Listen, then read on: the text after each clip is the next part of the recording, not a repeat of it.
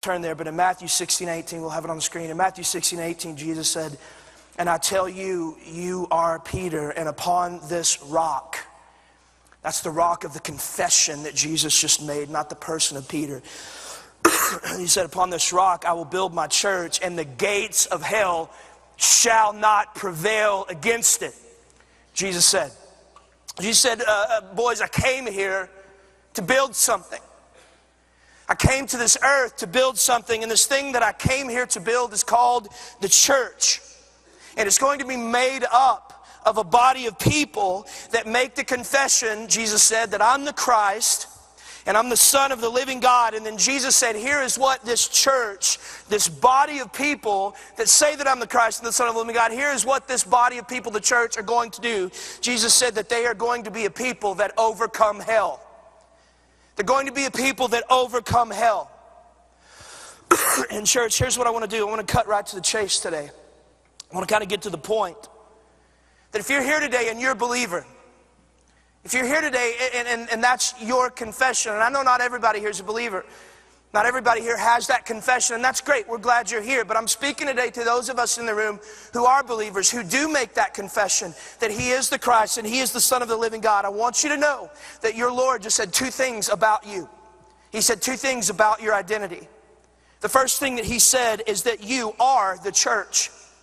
You are the church. You are the entity. You are the thing that He came here to this planet to build and to do. Right? That's the first thing. The second thing that Jesus said about us, if that is our confession, one, we're the church, and two, you are a hell overcomer. You are a hell overcomer.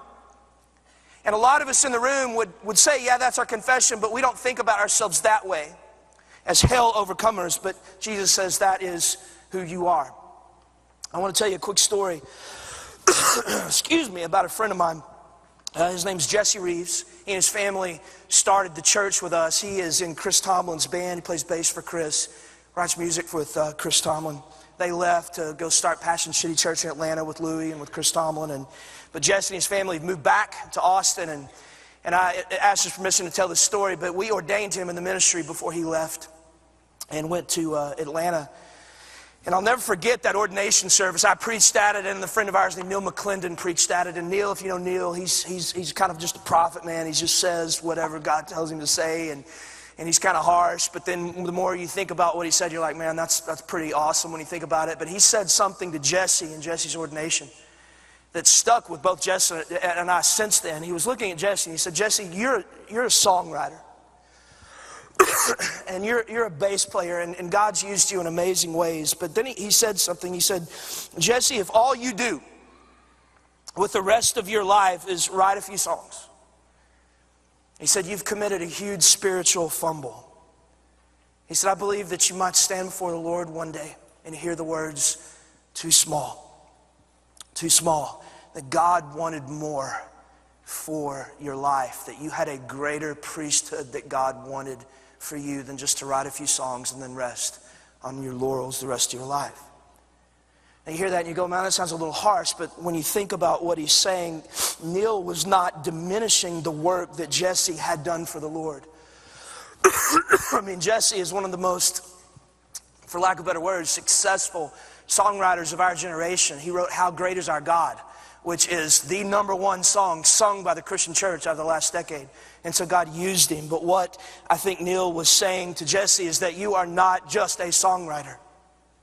That your identity as a follower of Christ is that you are a hell overcomer. And that what God wants for you for the rest of your life is more. God wants that for you. And church, as we begin this series, Christian believer, as we begin this series, what the elders and the leaders and the pastors of this church, what we want for you is what God wants for you. Now, notice I didn't say what God wants from you. I said what God wants for you. What God wants for you is more. What He wants for you is more. I think there are a lot of us in the room today, if we're just honest, That we are believers, but we run the risk and are living in the danger of living out those words too small. God wants more. And here's the thing. Here's what I think more looks like for us. And listen carefully what I'm saying. This is what I think more looks like for you and for me. One is I think what we want for you is what God wants for you. And that's not just to be a person that confesses that Jesus is the Christ and the Son of the living God, but somebody whose identity is found that he's the Christ and he's the Son of the living God. You get the difference? Not somebody who says it, but somebody who gets that that's their identity, that he's the Christ, the Son of the living God. The second thing we want for you, what I believe God wants for you, is that we don't want you to just be, and God didn't want you to just be a church attender, but God wants you to be somebody that realizes they are the church. What we want for you is what God wants for you, which is to be a person that doesn't just believe in the doctrine of hell, but realizes and believes that you are a hell overcomer, that by your very nature, your calling in life is to kick down the gates of hell. It is who you are. And we want to see God make that transition in our church where God does that. He moves us from here to there and from there to here in the body of our church over the next few weeks. And I want to talk about with the rest of our time today a couple of things that I think has to happen in you and in me for us to make that transition from a person who just confesses he's the Christ to somebody whose identity is found in he's the Christ. From somebody who's just a church attender to somebody who realizes I am the church. From somebody who believes in the doctrine of hell to somebody who believes and lives out the fact that Jesus said they are a hell overcomer.